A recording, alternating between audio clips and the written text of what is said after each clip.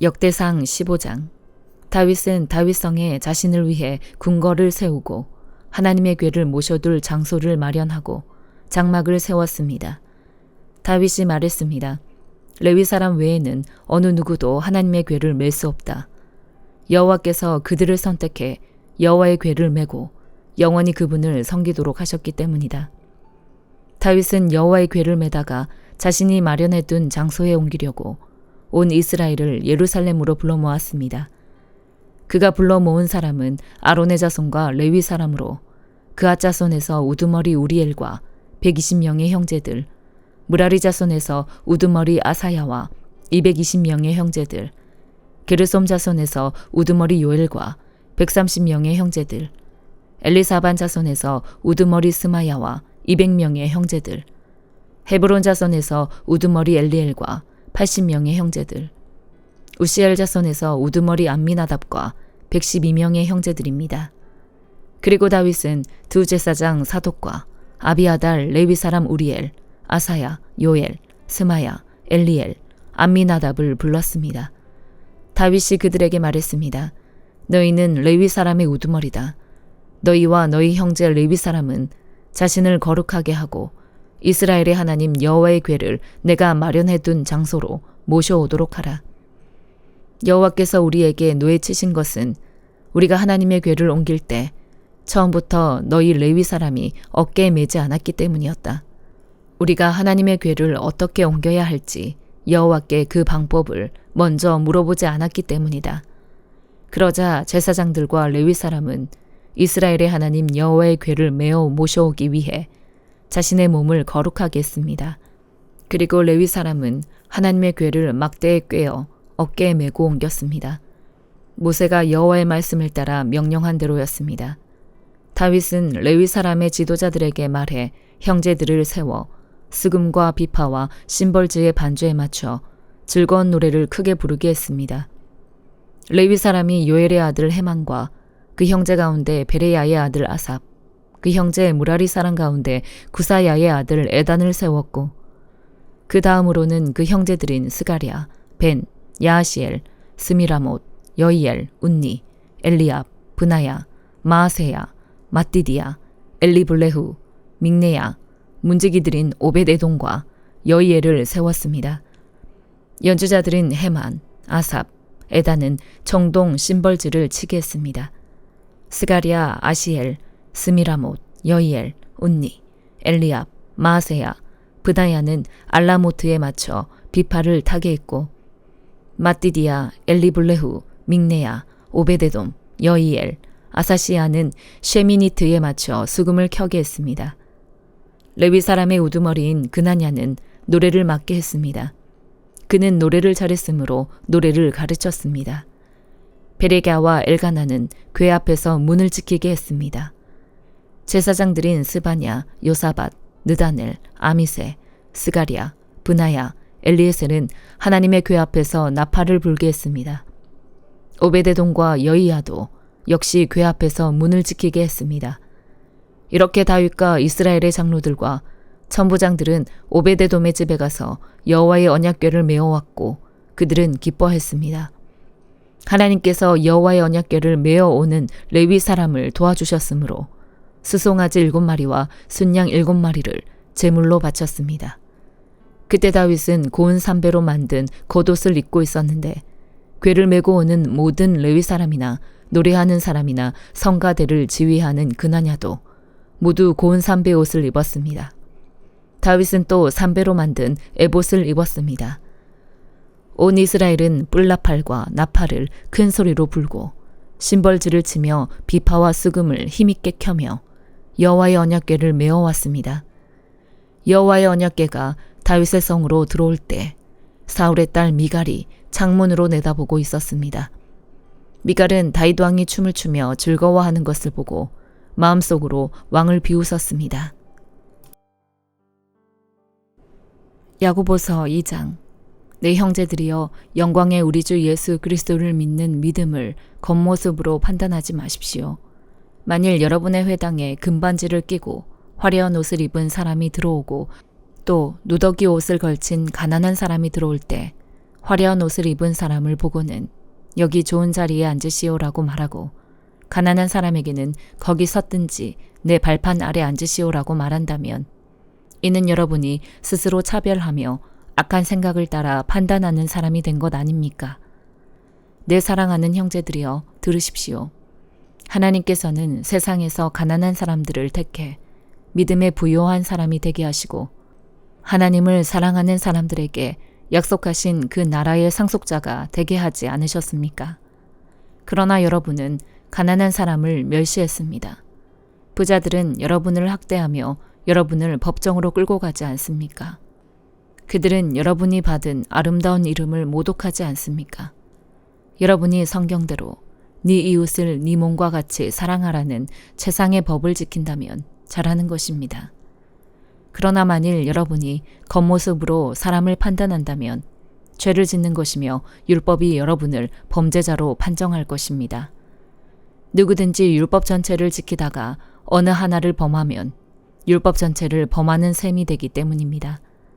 간음하지 말라고 하시니가 또한 살인하지 말라고 하셨기 때문에 비록 간음하지 않았더라도 살인했다면 율법을 어긴 사람이 되는 것입니다. 여러분은 자유의 율법으로 심판받을 사람인 것처럼 말하고 행동하십시오. 긍휼을 베풀지 않는 사람에게는 긍휼 없는 심판이 있을 것입니다. 긍휼은 심판을 이깁니다. 내 형제들이여, 만일 누가 믿음이 있다고 하면서 행함이 없으면 무슨 소용이 있겠습니까? 그런 믿음이 자신을 구원하겠습니까?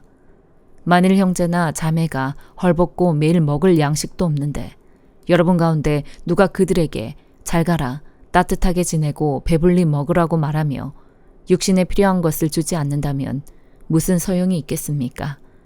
이와 같이 믿음도 행함이 없으면 그 자체가 죽은 것입니다. 혹 어떤 사람이 이렇게 말할 것입니다. 당신은 믿음이 있고 나는 행함이 있습니다. 당신의 행함 없는 믿음을 내게 보여주십시오.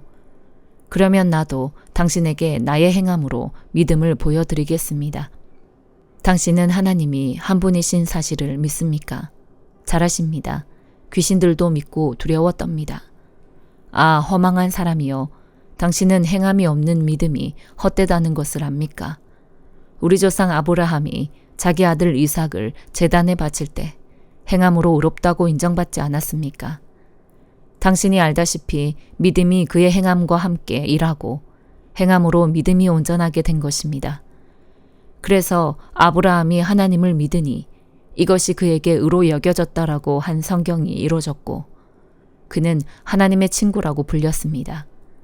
여러분이 보다시피 사람이 행함으로 의롭다고 인정받는 것이지 믿음으로만은 아닙니다. 이와 같이 창녀 라합도 첩자들을 숨겨주고 다른 길로 가게 했을 때 행함으로 의롭다고 인정받지 않았습니까? 마치 영혼 없는 몸이 죽은 것 같이 행함이 없는 믿음도 죽은 것입니다. 아모스 9장. 나는 주께서 제단 곁에 서서 말씀하시는 것을 보았다. 문지방이 흔들릴 정도로 기둥머리를 쳐서 기둥이 백성들의 머리 위에 무너지게 하라. 살아남은 사람은 내가 칼로 죽일 것이다. 한 사람도 도망가지 못하고 한 사람도 피할 수 없을 것이다.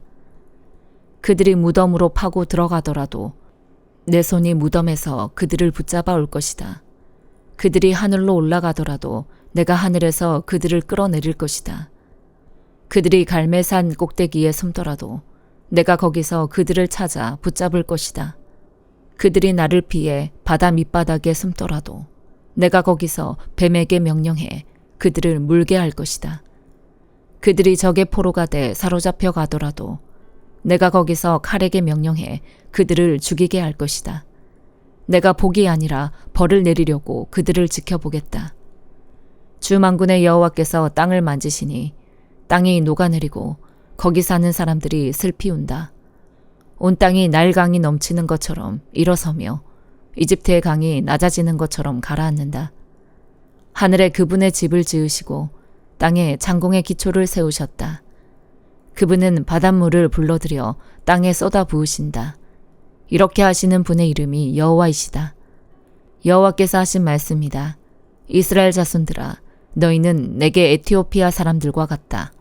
내가 이스라엘을 이집트 땅에서 나오게 하고 또 블레셋 사람을 갑돌에서 나오게 하고 아람 사람을 길에서 나오게 했다.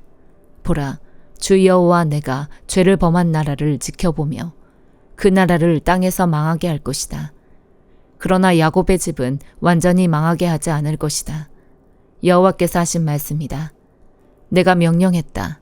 곡식을 한 알도 땅에 떨어지지 않게 채질하는 것처럼 내가 이스라엘 백성을 채질하듯 모든 민족들 가운데서 걸러낼 것이다. 내 백성 가운데 우리에게 재난이 미치지 않을 것이다라는 거짓된 말을 하는 사람이 있을 것이다. 이런 말로 죄를 짓는 사람들 모두 칼에 찔려 죽을 것이다. 그날에 내가 다윗의 무너진 초막을 일으키고 허물어진 곳을 메울 것이다. 무너진 것을 일으켜서 다시 옛날처럼 세울 것이다. 이스라엘이 에돔의 남은 사람들과 하나님의 이름으로 불리는 모든 민족을 지배하게 될 것이다. 이것은 이 일을 이루시는 여호와의 말씀이다. 여호와께서 말씀하셨다. 보라, 그날이 올 것이다. 그때에는 곡식을 거두자마자 밭을 갈고 씨를 뿌리자마자 포도주를 만들기 위해 포도를 밟을 것이다. 산들은 달콤한 포도주를 만들어내고 언덕은 포도주로 넘쳐 흐를 것이다. 내가 내 백성 이스라엘을 포로 생활에서 돌이키고 그들은 무너진 성읍들을 다시 세우고 거기에서 살 것이다. 그들이 포도원을 가꾸고 거기서 나는 포도주를 마시며 과수원을 가꾸고 거기서 나는 열매를 먹을 것이다. 내가 이스라엘을 그들의 땅에 심고 그들은 내가 그들에게 준 땅에서 다시는 뿌리채 뽑히지 않을 것이다. 네 하나님 여호와께서 말씀하셨다. 누가복음 4장. 예수께서는 성령으로 충만해 요단강에서 돌아오셨고 성령에 이끌려 광야로 나가 그곳에서 40일 동안 마귀에게 시험을 당하셨습니다. 그동안 아무것도 잡수시지 않았기 때문에 그 기간이 끝나자 그분은 배가 고프셨습니다. 마귀가 예수께 말했습니다. 당신이 하나님의 아들이라면 이 돌에게 빵이 되라고 말해보시오. 예수께서 대답하셨습니다. 성경에 사람이 빵으로만 사는 것이 아니다라고 기록됐다. 그러자 마귀는 예수를 높은 곳으로 이끌고 올라가 순식간에 세상 모든 나라를 보여주었습니다. 그러고는 마귀가 예수께 말했습니다. 내가 저 모든 권세와 그 영광을 당신에게 주겠소. 이것은 내게 넘어온 것이니 내가 주고 싶은 사람에게 주는 것이요. 그러니 당신이 내게 경배하면 모두 당신 것이 될 것이요. 예수께서 대답하셨습니다. 성경에 주 너희 하나님께 경배하고 오직 그분만을 섬기라라고 기록됐다. 마귀는 예수를 예루살렘으로 이끌고 가더니 성전 꼭대기에 세우고 말했습니다. 당신이 하나님의 아들이라면 여기서 뛰어내려 보시오. 성경에 그가 너를 위해 천사들에게 명령해 너를 지킬 것이다. 그들이 손으로 너를 붙들어 네 발이 돌에 부딪히지 않게 할 것이다 라고 기록돼 있소. 예수께서 대답하셨습니다. 성경에 주 너의 하나님을 시험하지 말라라고 기록됐다. 마귀는 이 모든 시험을 마치고 때가 될 때까지 예수에게서 떠나갔습니다. 예수께서 성령의 능력을 입고 갈릴리로 돌아오시자 그분에 대한 소문이 전역에 두루 퍼졌습니다. 예수께서는 회당에서 가르치셨으며 모든 사람들로부터 영광을 받으셨습니다. 예수께서 자신이 자라나신 나사렛에 오셨습니다. 안식일이 되자 예수께서 늘 하시던 대로 회당에 가셔서 성경을 읽으려고 일어나셨습니다. 예언자 이사야의 두루마리를 건네받으시고 두루마리를 펼쳐 이렇게 기록된 곳을 찾아 읽으셨습니다. 주의 영이 내게 내리셨다. 이는 하나님께서 내게 기름을 부으셔서 가난한 사람들에게 복음을 전파하도록 하기 위해서다. 하나님께서는 포로된 사람들에게 자유를, 못 보는 사람들에게 다시 볼 수 있음을, 억눌린 사람들에게 해방을 선포하기 위해 나를 보내셨다. 주의 은혜의 해를 선포하도록 하기 위함이다. 예수께서는 두루마리를 말아서 시중 들던 자에게 돌려주시고 자리에 앉으셨습니다. 회당 안에 있던 모든 사람의 눈이 일제히 예수를 주시했습니다. 그러자 예수께서 그들에게 말씀을 시작하셨습니다. 오늘 이 말씀이 너희가 듣는 자리에서 이루어졌다. 그러자 모든 사람이 감탄하고 그분의 입에서 나오는 은혜로운 말씀에 놀라며 저 사람은 요셉의 아들이 아닌가라고 물었습니다. 예수께서 그들에게 말씀하셨습니다. 틀림없이 너희는 의사야, 네 병이나 고쳐라 하는 속담을 들이대며 우리가 소문에 들은 대로 당신이 가버나움에서 했다는 모든 일을 여기 당신의 고향에서도 해보시오라고 할 것이다. 예수께서 이어 말씀하셨습니다. 내가 진실로 너희에게 말한다. 어떤 예언자도 자기 고향에서는 인정받지 못하는 법이다. 그러나 내가 진실로 너희에게 말한다. 많은 과부들이 엘리야 시대에 이스라엘에 있었다. 그때 3년 반 동안 하늘 문이 닫혀 온 땅에 극심한 기근이 들었다. 그런데 하나님께서는 그 과부들 중 어느 누구에게도 엘리야를 보내지 않으시고 오직 시돈에 있는 사렙다 마을의 한 과부에게 보내셨다. 또 많은 나병 환자들이 엘리사 예언자 시대에 이스라엘에 있었다. 그러나 그들 중 어느 누구도 시리아 사람 나아만 외에는 깨끗함을 받지 못했다. 회당 안에 있던 사람들은 모두 이 말씀을 듣고 화가 잔뜩 났습니다. 그들은 일어나서 예수를 마을 밖으로 쫓아냈습니다. 그리고 마을이 세워진 산벼랑으로 끌고 가서 그 아래로 밀쳐 떨어뜨리려고 했습니다. 그러나 예수께서는 사람들의 한가운데를 지나 떠나가셨습니다. 예수께서는 갈릴리 가버나움 마을로 내려가셨습니다. 그리고 안식일이 되자 사람들을 가르치셨습니다. 그분의 말씀이 얼마나 권위가 있었는지 사람들은 그 가르침에 놀랐습니다. 회당에 더러운 영이 들린 사람이 있었는데 그는 큰 소리로 외쳤습니다. 아, 나사렛 예수여, 당신은 우리에게 무엇을 원하십니까? 우리를 망하게 하려고 오셨습니까? 나는 당신이 누구신지 압니다. 하나님께서 보내신 거룩한 분이십니다. 예수께서 그를 꾸짖어 말씀하셨습니다. 조용히 하고 그 사람에게서 나와라. 그러자 귀신이 모든 사람들 앞에서 그 사람을 땅에 내동댕이 치고 떠나갔는데 아무 상처도 입지 않았습니다. 모든 사람들이 놀라며 서로 말했습니다. 이게 무슨 가르침인가? 저 사람이 권위와 능력으로 더러운 영들에게 명령하니 그들이 떠나가 버렸다. 그리하여 예수에 대한 소문은 그 주변 지역까지 두루 퍼져 나갔습니다. 예수께서는 회당에서 나와 시몬의 집으로 가셨습니다. 그런데 시몬의 장모가 심한 열병에 시달리고 있었기 때문에 사람들이 그녀를 위해 예수께 도움을 청했습니다. 예수께서 시몬의 장모를 굽어보시고 열병을 꾸짖으시자 열병이 사라졌습니다. 장모는 곧 일어나 사람들을 시중들기 시작했습니다. 해질녘이 되자 사람들이 온갖 환자들을 모두 예수께 데려왔습니다. 예수께서는 그들에게 일일이 손을 얹어 병을 고쳐주셨습니다. 게다가 귀신들이 많은 사람들로부터 떠나가며 당신은 하나님의 아들이십니다라고 소리를 질렀습니다. 그러나 예수께서는 귀신들을 꾸짖으시며 그들이 말하는 것을 허락하지 않으셨습니다. 예수께서 그리스도이신 것을 그들이 알고 있었기 때문입니다. 날이 밝자 예수께서는 나가셔서 외딴 곳으로 가셨습니다. 사람들은 예수를 찾다가 어디 계신지 알아내고는 자기들에게서 떠나가시지 못하게 붙들었습니다. 그러자 예수께서 말씀하셨습니다. 나는 다른 마을에서도 하나님 나라의 복음을 전해야 한다. 내가 이 일을 위해 보내심을 받았기 때문이다. 그런 뒤 예수께서는 유대의 여러 회당에서 말씀을 전하셨습니다. 아멘.